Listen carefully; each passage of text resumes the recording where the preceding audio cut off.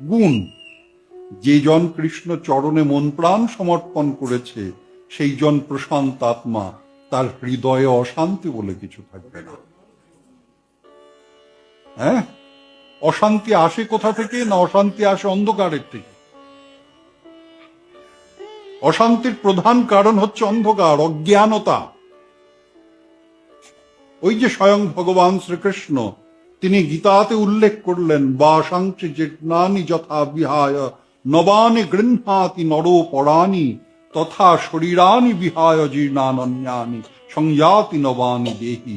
অর্জুন যখন বললেন, কৃষ্ণ আমার এই আত্মীয় বন্ধু বান্ধব এদেরকে আমি হত্যা করতে পারবো না, ভগবান বললেন তোমার কি সাধ্য, তুমি এদের হত্যা করো।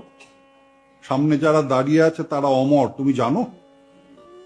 তাদের পোশাকটা শুধু বিনষ্ট হতে পারে, তাদের বিনাশ হতে পারে না, তারা জীবাত্মা। হ্যাঁ, তুমি তাদের হত্যা করতে পারবে না। তার কারণ তাদের যে প্রকৃত স্বরূপ আছে, তার যে জীবাত্মা স্বরূপ আছে, সেই জীবাত্মাকে, আত্মাকে কখনো বিনাশ করা যায় না।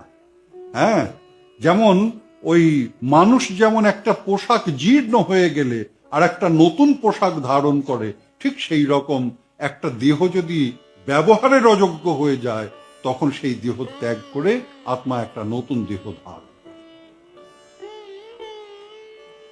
হ্যাঁ, তা সুতরাং ওই তুমি যাদের আত্মীয় মনে করছো, ওই শরীরগুলো তোমার আত্মীয় নয়। আত্মার সাথে যার সম্পর্ক সেটা হচ্ছে আত্মীয়। তুমি তো দেহের সাথে সম্পর্ক স্থাপন করছো, তুমি ওই দেহটাকে আত্মীয় মনে করছো, কিন্তু তোমার আত্মার সাথে যার সম্পর্ক সে হচ্ছে তোমার আত্মীয়। তা ওই দেহগুলো তো আত্মীয় নয়।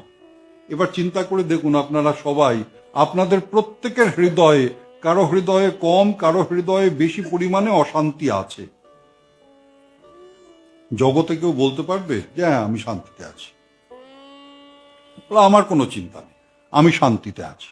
কেউ আছে এমন একজন বলতে পারবে? সম্ভবই না।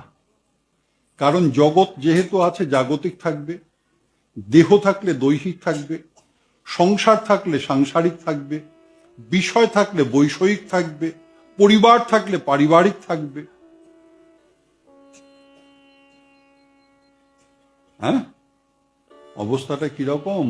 না, 32টা দাঁতের মধ্যে তোমার নরম জীবটা যেমন ভাবে আছে, তুমিও এই সংসারে তেমনি ভাবে আছো। এই দাঁতের সাথে তাল মিলিয়ে মিলিয়ে চলতে পারলে জানবে তুমি শান্তিতে আছো। যদি একটু বেতাল হও তাহলে দাঁতের কামড় পড়তে একটু দেরি হবে না। হ্যাঁ, এই হচ্ছে সংসার। কি হলো? প্রভু এই শরীরটা ভালো না, হেনা না, তেনা না, এনা ওনা সেনা, গাল। শরীর ভালো হলো, ছেলেটার শরীরটা ভালো না, ছেলের শরীর ভালো হলো, ছেলের কাজকর্ম হচ্ছে না, ছেলের কাজকর্ম হলো, মেয়েটার বিয়ে হচ্ছে না, মেয়েটার বিয়ে হলো, মেয়েটার সন্তানাদি হচ্ছে না, মেয়েটার সন্তানাদি হলো, এই ছেলেটার বিয়ে দিলাম, বউটা তো অশান্তি। কি অশান্তি? একটু বনে না প্রভু, একটু বনে না, একটু না। কি আশা করে এনেছিলাম, কেমন লক্ষ্মীর মতো মেয়েটা, প্রভু চিনতে পারিনি, কি একটা অবস্থা।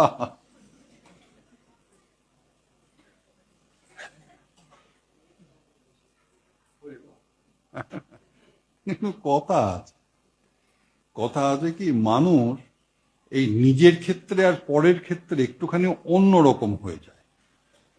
হ্যাঁ, এখন ছেলে যদি ছেলের বউয়ের টান ধরে, ভেরুয়া ছেলে, স্ত্রৈণ বউয়ের বশ, জামাই যদি মেয়ের টান ধরে, তার মতো রত্ন কিন্তু জগতে নাই।